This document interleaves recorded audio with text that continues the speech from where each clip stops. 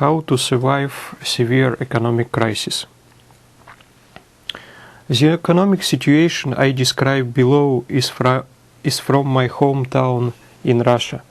It has population of about 500,000 people. About 80% of its manufacturing base was military, and after perestroika, the government stopped placing its military orders. Many people got laid off. Many people continued to go to work, drawing small salary or no salary at all. In addition, Russian ruble was inflating at about 1000% per year. So let me show you inflation. So inflation in Russia was measured monthly. Here is from 1991 to 1998, and so just to prove that we had a severe inflation in Russia, this is inflation on the y-axis.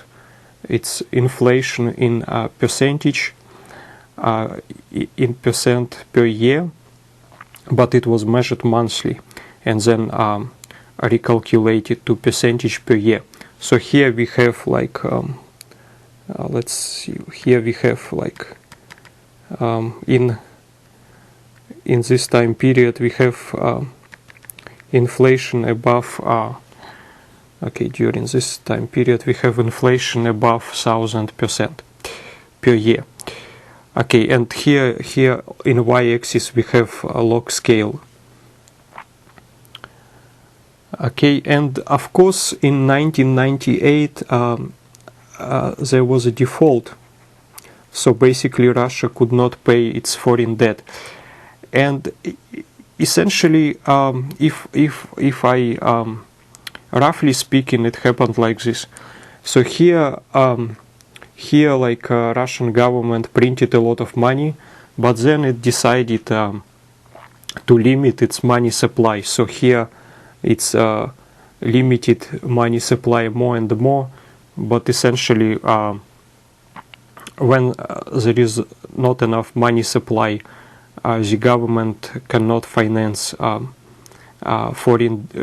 cannot service foreign debt, etc. And finally, I guess here, well, maybe not here, but essentially in the August of 1998, Russia had a default because of the situation.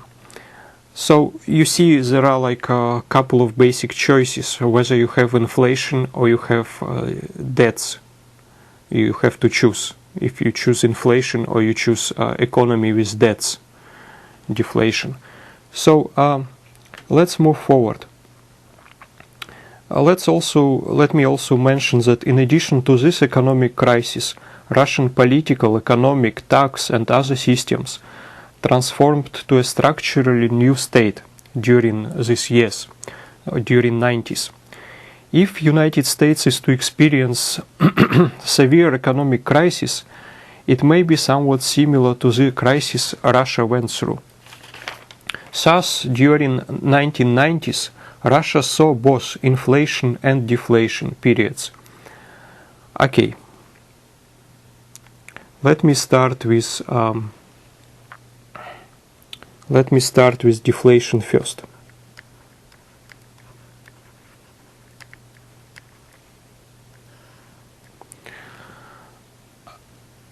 Okay, at this point in time, US economy experiences the problem of debts at local, state and federal levels.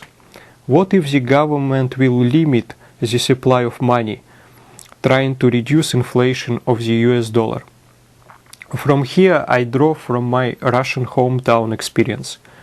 When money supply is tight, the money won't flow through all economic loops. Okay, they just cannot cover all economic processes as they did before. Roughly speaking, the whole economy will break into two sectors, or as I like to call them, loops. So first we will have what I call cash loop.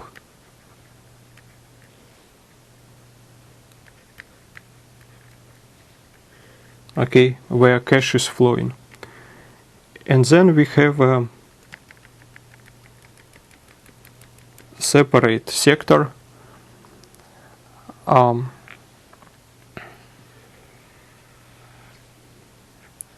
Here we have a cashless loop or cashless sector, but I will just call it barter sector or barter loop. Okay. The relative size of the loops will depend on the degree of the deflation. In the case of my hometown, barter sector was significantly larger than cash sector. The loops won't be completely independent of each other. You will be able to move your products from barter or cashless sector to cash sector. So the output will be multiplied by the product's liquidity, and I will discuss liquidity later. Now we have to make a distinction. Okay, we have to now say that two cases are possible. First, case A, you would like to work for somebody else. So work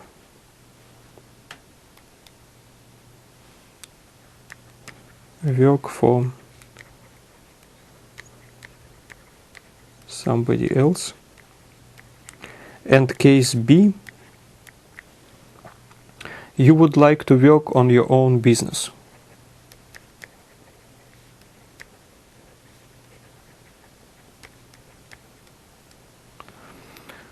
Okay, let us consider case A first.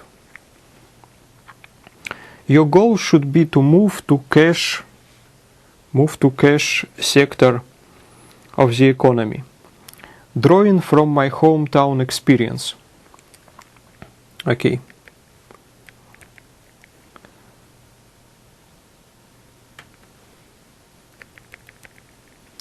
Okay, drawing from my hometown experience. First, food sector. Food sector is going to stay in the cash loop. Even during severe deflation, the food sector still stayed in the cash loop in my hometown. People have to buy food in any case. Okay, second,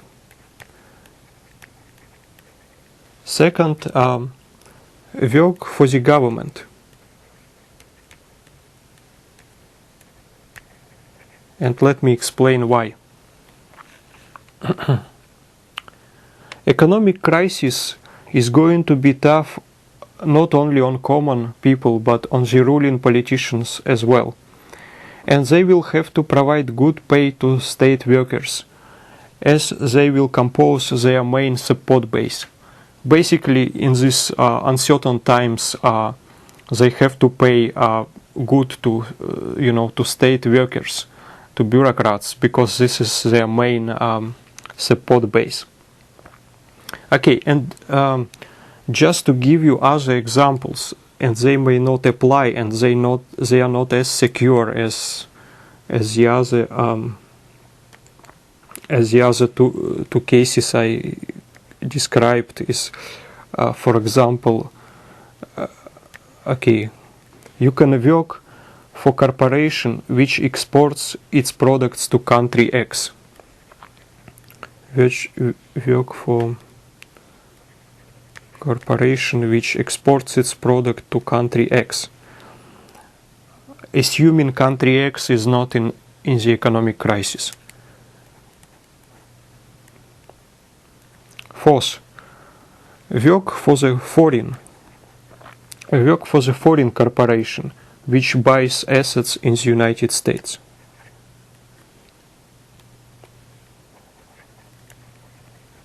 foreign corporation which buys assets in the United States. Okay, now let us consider case B. In case you would like to work on your own business.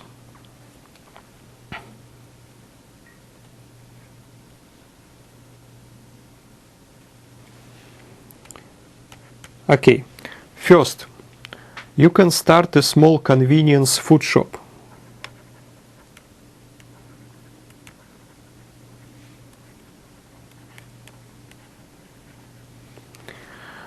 You can start a small convenience food shop, provided you have enough financial resources. Money will flow in the food sector, and you will have access to both money and food. During economic crisis, people will tend to buy the least expensive foods or food brands. Variety offered by large food chains may become excessive and unnecessary. During severe economic crisis, many people will become desperate. Criminal gangs will try to control cash sector. Okay, they usually cannot, understand this barter loop. They will try to, but cash sector is something they can see. Okay, and you may have to pay protection money if you run this convenience food shop. You will be better off working with former law enforcement officers as compared to street criminal gangs. Okay, second,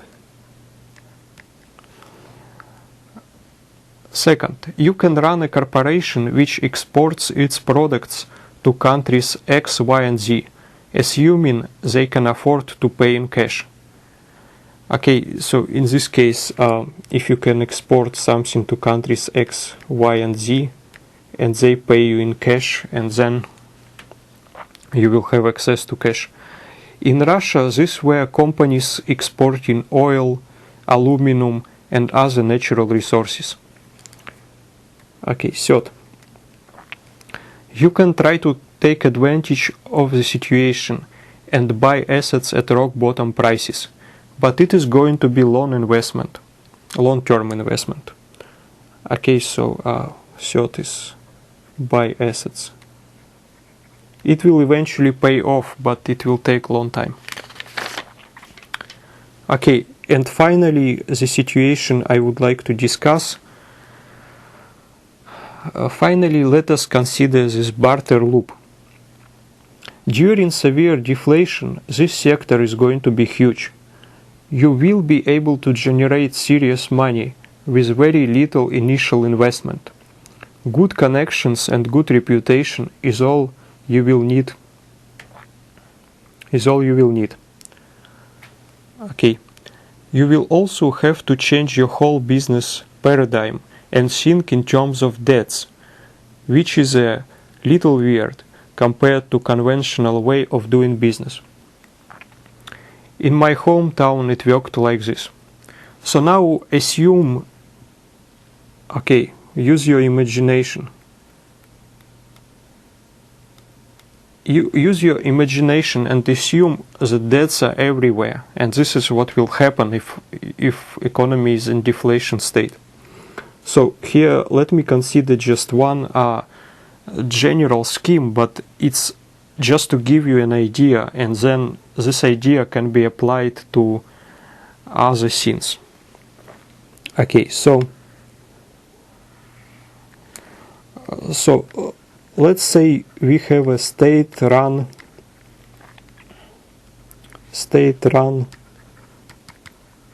medical insurance fund. Okay, so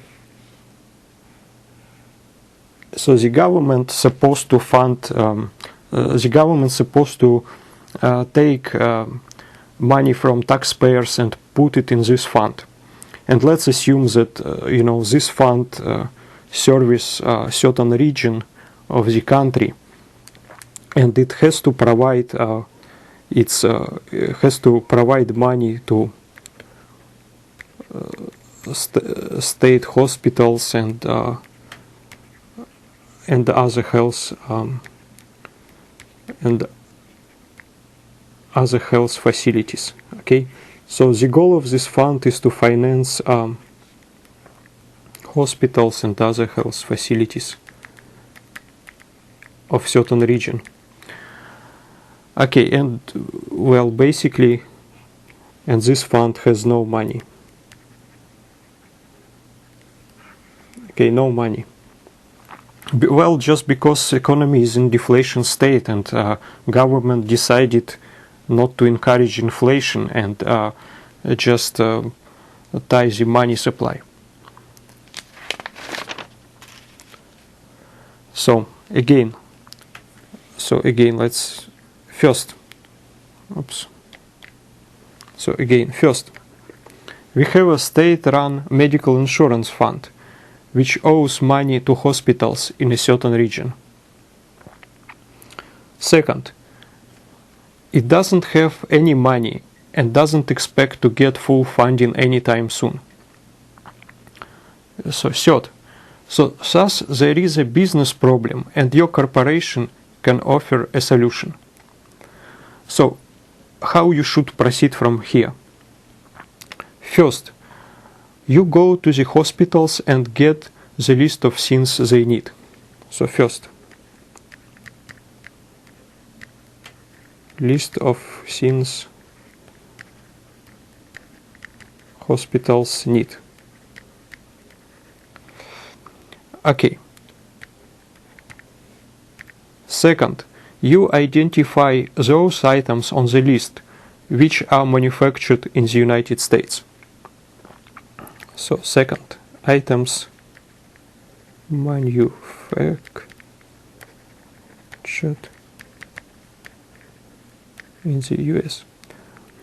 Well, I mean, you may say that there are no manufacturers in the United States. Well, I mean, first of all, it's not true. There are manufacturers in the United States. But second, I just give you an idea, and in real life, there might be similar schemes which would not involve, manufacturers in the United States. I'm just drawing from my Russian experience. So third, so let's assume that just for example that all hospitals need beds and you found the manufacturer of beds in the United States. Fourth, you find out if this manufacturer owes anything to this state-run medical insurance fund. Most probably it does, as it is in the same deflation state. So again, this manufacturer would manufacture beds, okay? And manufacturer. Again, this manufacturer manufacture beds, and economy is in deflation state, and nobody has money. And this manufacturer, of course, has problems selling its beds, at least selling it for a normal price to break even. And so, since it doesn't have any money from sales of its products, it probably owes money in taxes to this state-run medical insurance fund.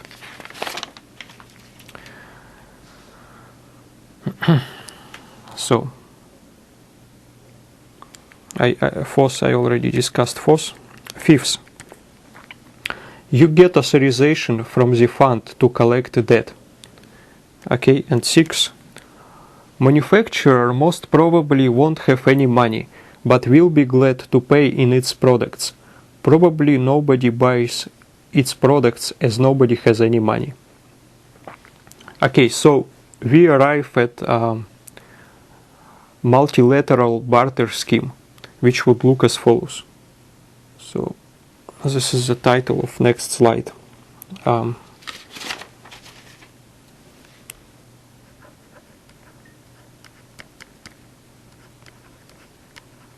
Multilateral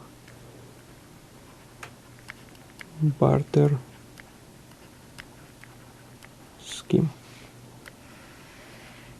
Okay, guys, this scheme is going to be very useful because it will show, basically will show everything, and you will understand everything much better. Okay, so we have here state-run medical. Actually, let me draw it in a different pencil. Let me draw it like this. Okay.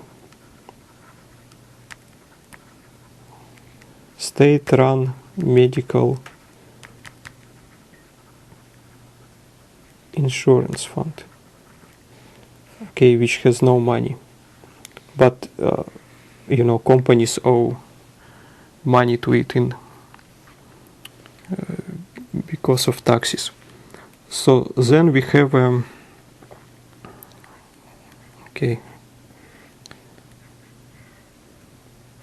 then we have a factory, manufacturer of beds. Okay, and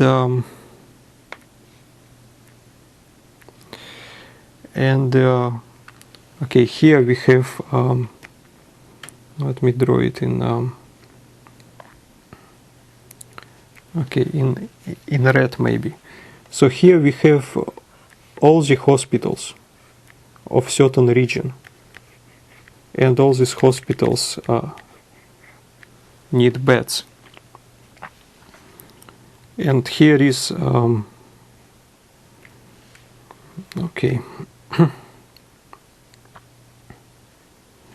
here comes let me choose color. Here comes your company.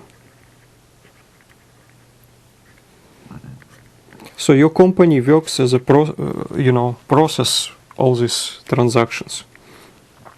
So factory owes taxes, to this state-run medical insurance fund, and the state-run medical insurance fund owes financing to these hospitals. Okay, so it owes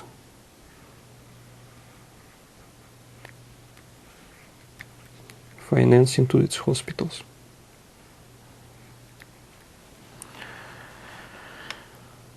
Okay, so that's how it looks like.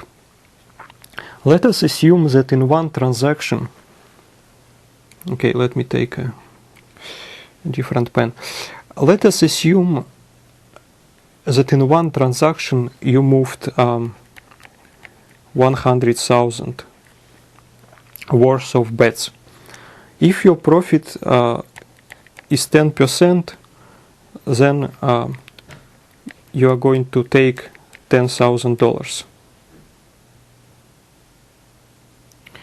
But your profit is not going to be in cash. Instead, you will get 10,000 worth of bets. Now you need to sell them to extract cash, to pay salary and buy food. And remember, food is in the cash loop. Okay. So you get $10,000 in bets, worth of bets. So now you, let's say you discount 70%, and you take $3,000 in cash. So finally you moved to cash, and now you can pay salary and buy food. Thus you moved from barter to cash sector. Thus to move from barter to cash sector you had to take significant loss. Okay, so again we have this cash sector, which is small, and we have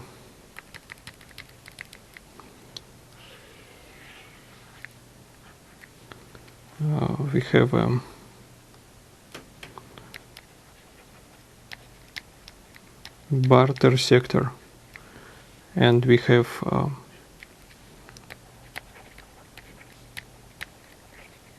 cash sector. And to move from barter to cash sector, you have to take a loss. That is why, as an employee, you don't want to work for the manufacturer of bets, or in general, you don't want to work in the barter sector. They won't have any money to pay you. In Russia, it worked as follows. The factory would give its workers salary in bets, telling them to sell them and feed their families. Now imagine if you have 100 employees selling bets in one small town. They would compete with each other and drive liquidity to very low levels. Okay? So here we would say that liquidity of bets is 30%.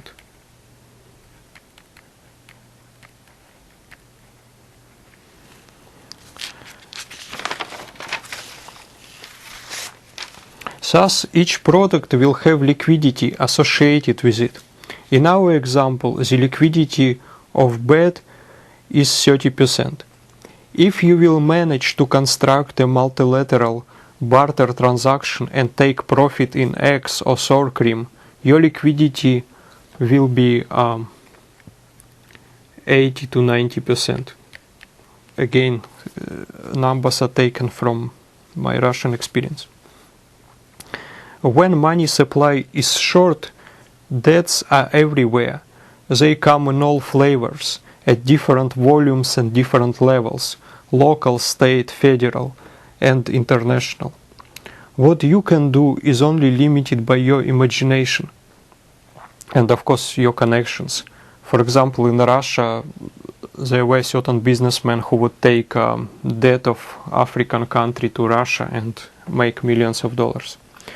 These debts are like tensions in a mechanical system and can be released through business activity of many entrepreneurs. In Russia, these multilateral barter schemes worked during economic crisis, helping to alleviate this crisis and move from one structural state of the economy to the other. Okay, guys, we are finished with deflation. Now let's talk a little bit about inflation in the end of this video. So now let's talk about inflation. People talk about inflation when value of the money quickly vanishes with time. You can have inflation and deflation at the same time, at least from the consumer's point of view. It's when, despite of the fact that very little monies circulate in the system, they still lose their value pretty quickly. By the way, the main point I learned during economic crisis is that there is no matter how things are going, they still can get worse. There is really no bottom at which the fall stops. It can always get worse. Now, how to protect yourself against inflation? In Russia, it worked as follows. Let's say you get salary once per month. Let's assume you got salary in rubles. Okay, and according to Russian law, you have to pay in rubles. Okay, you get, let's say, on 25th of certain months, you get salary in rubles. Then what you do is you immediately convert them to US dollars. So, okay, the problem with rubles, they are losing value very quickly, so you convert them to US dollars immediately after getting the salary.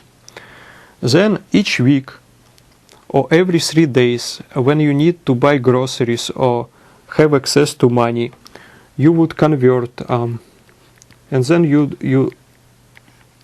take rubles from it